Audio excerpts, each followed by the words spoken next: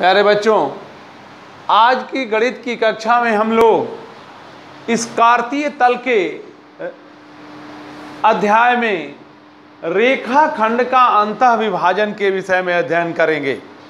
विगत दिनों तक हम लोग एक रेखाखंड पर किन्हीं दो बिंदुओं के बीच की दूरी का अध्ययन किए थे।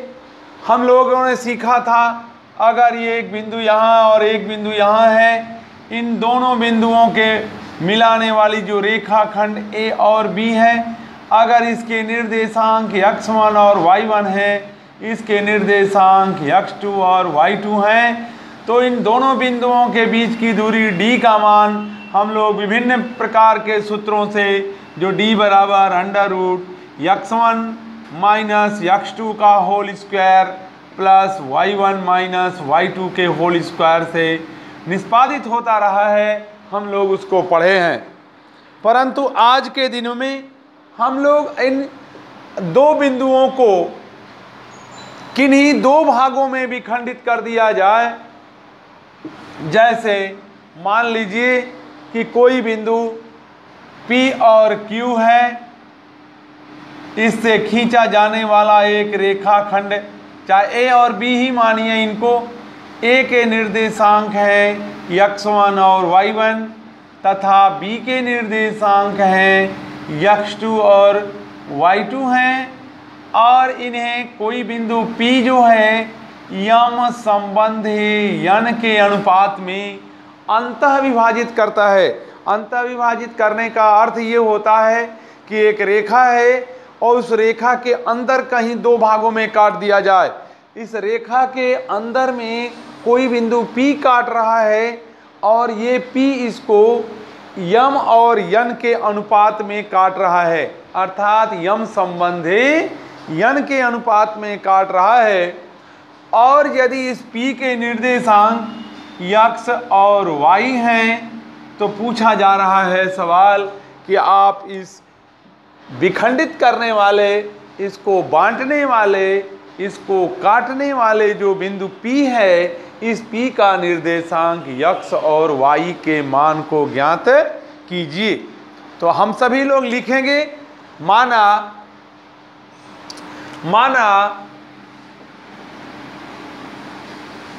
एक रेखाखंड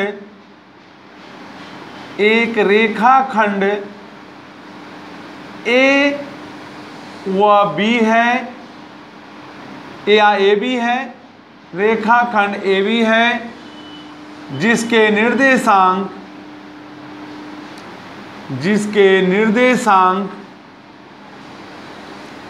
x1 y1 तथा x2 y2 हैं। इन्हें कोई बिंदु P जिसके निर्देशांक x और y हैं, उस रेखा को यम संबंधी n के अनुपात में अंतः विभाजित करता है।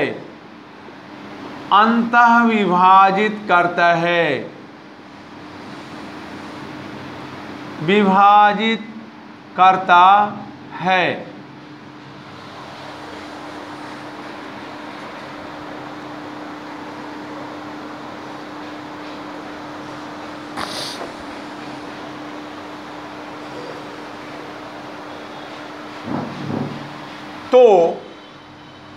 तो विभाजित करने वाले बिंदु P का भुज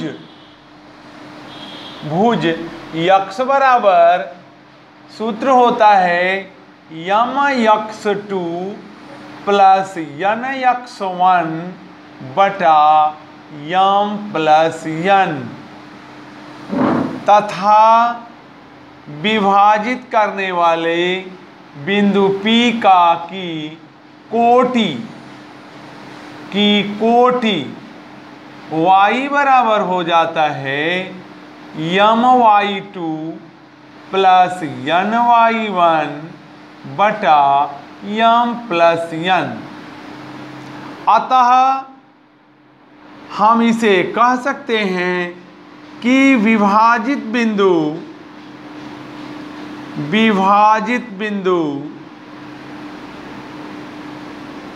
P के निर्देशांक बराबर mx2 प्लस nx1 बटा m प्लस n कामा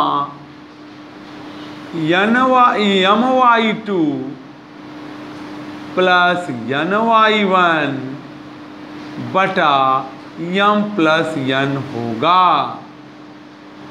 इस प्रकार हमें सूत्रों का ज्ञान हो गया। हम सूत्रों को लिख लिए। इस पर आधारित हम अब प्रश्नों का अध्ययन करेंगे। आइए हम लिखते हैं एक सवाल जो अंतः विभाजन पर आधारित है। मुझे उम्मीद है आप इसको लिख चुके होंगे। अब आते हैं हम लोग एक प्रश्न पर जो इन्हीं सूत्रों पर आधारित है। ये सूत्र हमारे हैं x और y के मान।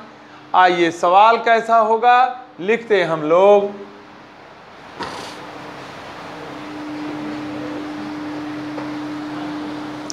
सवाल लिखते हैं। लिखिए, दिए गए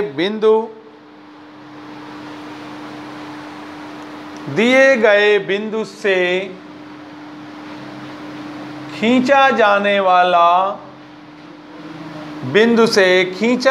वाला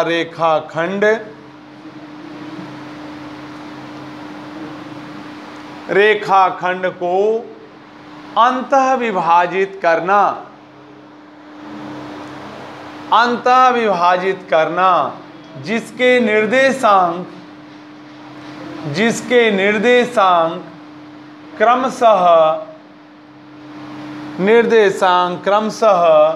3, 5 व 8, 10 हैं और उन्हें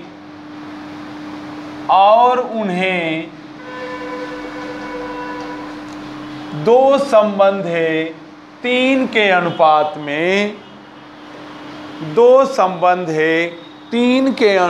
में अंतः विभाजित किया जा रहा है। 2 संबंधे 3 के अनुपात में अंतः विभाजित किया जा रहा है। दिए गए प्रश्न में आपको 2 बिंदुओं के निर्देशांक दिए गए होंगे और उन बिंदुओं के जो विभाजित करने वाले बिंदु हैं उनका अनुपात दिया होगा। आइए अब हम लिखते हैं क्या क्या हमको ज्ञात है। बड़ा ही आसान है प्रश्न। ज्ञात है क्या क्या भाई? x1 बराबर कितना 3, x2 बराबर इसमें का लेंगे 8, y1 बराबर 5, y2 बराबर 10, m बराबर 2 और n बराबर 3। ये हो गया हमारा। ये चीज़ें हमको ज्ञात हैं, पहले से दी गई हैं। हमको आप निर्देशांक निकालना है। अब यहाँ ही लिख लेंगे, माना अंतः विभाजित बिंदु के बिंदु P है और उनके निर्देशांक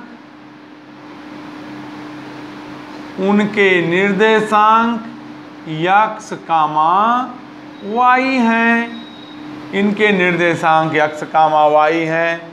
अब सूत्रानुसार अभी अभी सर जी ने सूत्र बताया है आपको। सूत्रानुसार क्या है, x बराबर यम x2 प्लस यन x1 बटा यम प्लस यन। आप मान रखोगे यहाँ x बराबर, आप देखते रहो श्यामपट की ओर, यम की वैल्यू 2 है, x2 की वैल्यू 8 है, प्लस यन की वैल्यू 3 है और x1 की वैल्यू भी 3 है, बटा यम और यन का योगफल 2 धन 3 हो जाएगा। आगे देखते हैं हम लोग, x बराबर 8 दूना 16 हो गया, 3 तिला के 9 हो गया, 3 दू 5 हो गया, x बराबर हो जाएगा 25 बटा 5, देन x बराबर हो जाएगा 5। आपको x की वैल्यू निकल गई। जैसे कि यह सवाल रहा होगा, यहाँ a और b रेखाखंड रहे होंगे, इसके निर्देशांक 3, 5 रहे होंगे, इसके 8, 10 रहे होंगे, यह बिंदु P रहा होगा जिसका निर्देशांक x और y रहा होगा। ये दो संबंधित 3 के अनुपात में विभाजित किया गया था इसको। इस x का मान आ गया 5। अब y का मान ज्ञात करने के लिए अगले सूत्र का प्रयोग करिएगा, तथा हम लोग लिख देंगे y बराबर यम y2 प्लस यन y1 बटा यम प्लस यन। y बराबर, देखें आप ध्यान से, y बराबर निकालना है आपको। यम है 2, y2 का मान है 10, धन यन का मान है 3, y1 का मान है 5, ये बटा यम धन यन 2 धन 3। y बराबर 10 दूना 20, 5 तिहाई 15 बटा 5, y बराबर 35 बटा 5, देन y बराबर 7। अब निर्देशांक क्या हो गया, आंसर लिखेंगे हम लोग। निर्देशांक क्या प्राप्त हुआ भाई हमको, विभाजित बिंदु के निर्देशांक बराबर हुआ। x का मान पहले लिखेंगे 5 और y का मान लिखेंगे 7, इसे कोष्ठक में कर देंगे बंद। इस प्रकार से यह हमारा उत्तर प्राप्त हो जाएगा। लगा लीजिए ध्यान से। आइए हम इस रेखाखंड के अंतर्विभाजन पर एक अगला क्वेश्चन भी पढ़ें। अगला क्वेश्चन हमारा है, बिंदु ऋण 1, 7 और 4, ऋण 3 को मिलाने वाला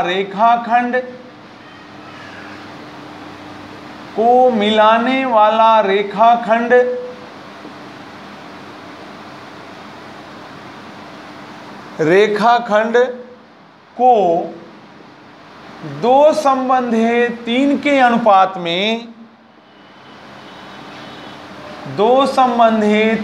अनुपात में अंतः विभाजित करने पर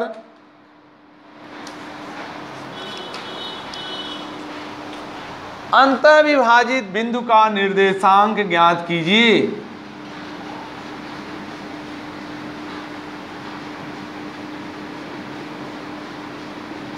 सवाल को ध्यान से देखिए।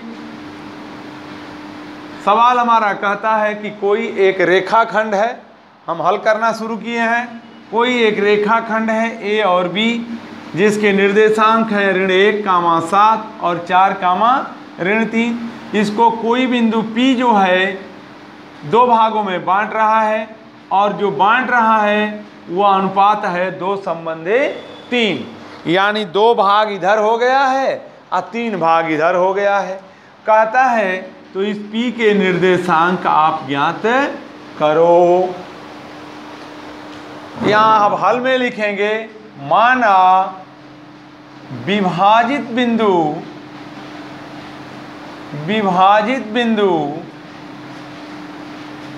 P के निर्देशांक x, y हैं। इसके विभाजित के निर्देशांक x, y हैं।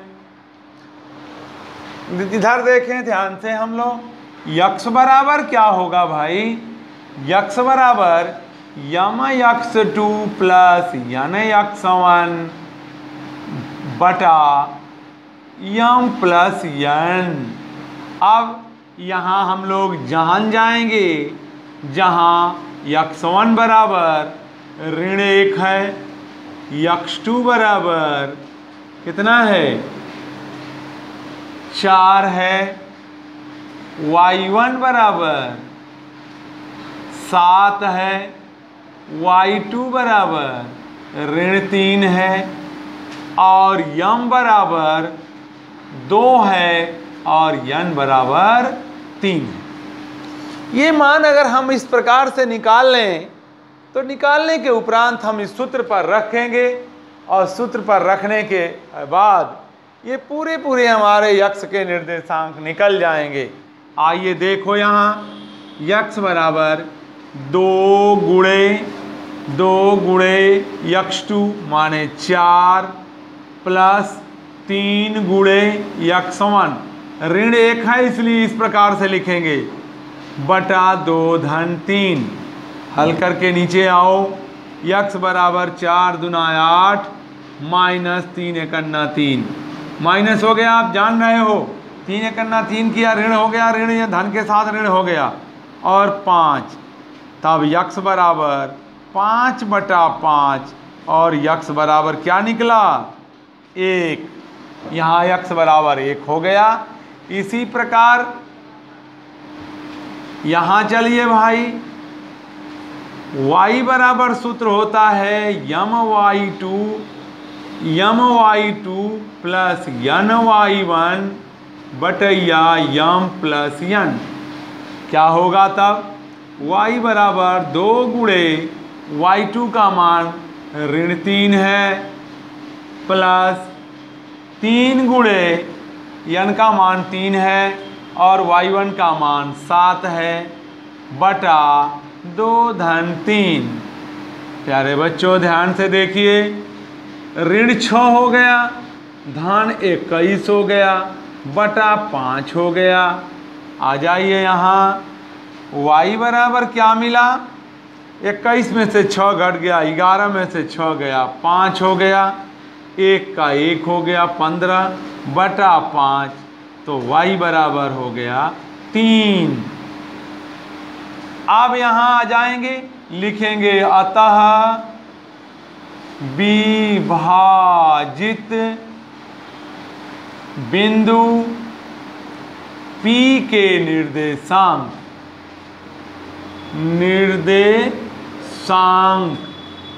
बराबर x का मान पहले लिखते हैं, y का मान बाद में लिखते हैं, इन्हें कोष्ठक में बंद कर देते हैं और यही हमारा उत्तर निकल के आ जाता है।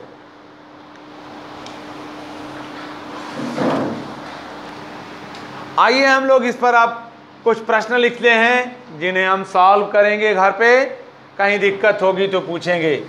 प्रश्न है, लिखेंगे हम लोग, दिए गए बिंदुओं से खींचा जाने वाला रेखाखंड, दिए गए बिंदुओं से खींचा जाने वाला रेखाखंड के अंतः विभाजित बिंदु के निर्देशांक ज्ञात कीजिए। अंतः विभाजित करने वाले बिंदु के निर्देशांक ज्ञात कीजिए। आइए हम क्वेश्चन नंबर 1 लिखते हैं। 8,9 व -7,4 और अनुपात इनका अनुपात होगा 2 संबंध है 3। दूसरा क्वेश्चन हमारा है केवल अंतःविभाजित पर है। 1, 2 व 3, 4 अनुपात हमारा है, अनुपात दिया गया है 5 संबंध है 7। तीसरा क्वेश्चन होगा 2,0 व 0,4 इनका अनुपात दिया गया है, इनका अनुपात होगा 3 संबंध है 2। और चौथा सवाल होगा 5 संबंध है 5,7 व 4,5 इनका अनुपात दिया गया होगा आपको 2 संबंध है 3। पांचवा एक लास्ट क्वेश्चन होगा हमारा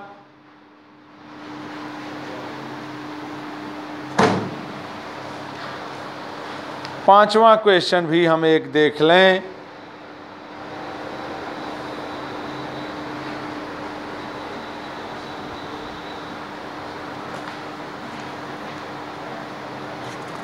आपके बुक से ही है वो पांचवा सवाल।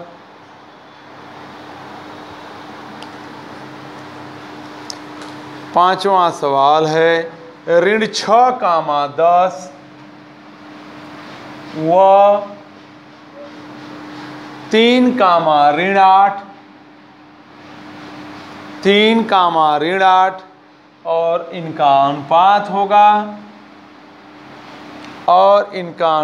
होगा 2 संबंध है 7। अंतःविभाजित पर आधारित हमारे जो क्वेश्चन थे वो आपको दिखा दिए गए हैं। अब इसी अंतःखंड पर आधारित अगले दिन हम लोग देखेंगे जो आप यहाँ विभाजित बिंदु P के निर्देशांक x और y दिए गए थे। आपको इन प्रश्नों में A और B दिया गया है, अनुपात दिया गया है, P के निर्देशांक पता करने हैं। कल हम लोग सीखेंगे इसी पर आधारित दोनों ये निर्देशांक दिए गए रहेंगे, ये विभाजित बिंदु के निर्देशांक भी दिए गए रहेंगे। हम ये पता करेंगे कि उन्हें किस अनुपात में विभाजित किया गया है। हमारी परीक्षा में एक सीधा क्वेश्चन के रूप में पूछा जाता है, दूसरा है कि ये 2 चीज़ और 1 चीज़, ये 3 चीज़ दी रहेगी, अनुपात का पता करना होगा। लेकिन सब कुछ एक दिन बता देना संभव नहीं है, क्योंकि जब तक हम इसका ज्ञान नहीं कर पाएंगे हमें ये चीज़ का पता करने में थोड़ी कठिनाई होगी। तो आए हम लोग आज इन 5 क्वेश्चनों को हम हल करेंगे, सूत्र का स्मरण करेंगे। सूत्र मैं आपको पुनः लिख दे रहा हूँ। x बराबर mx2 प्लस nx1 बटा m प्लस n, y बराबर my2 प्लस ny1 बटा m प्लस n। प्यारे बच्चों, आपकी भिन्न भिन्न किताबें आपके पास होंगी। उन किताबों में इस यम और यन के जगह पर हो सकता है यम1 यम2 लिखा हो, तो आप उससे कोई चिंता करने की बात नहीं है। आप चाहे यम1 यम2 से लगाएंगे, चाहे यम और यन से। यह सूत्र आपको याद करने में सुविधाजनक है, जिसे मैंने लिखाया है। ये कहीं किताब से मैंने देख के नहीं लिखा है, अपने स्मरण के आधार पर है। यह सूत्र याद करने में आसान रहता है। धन्यवाद।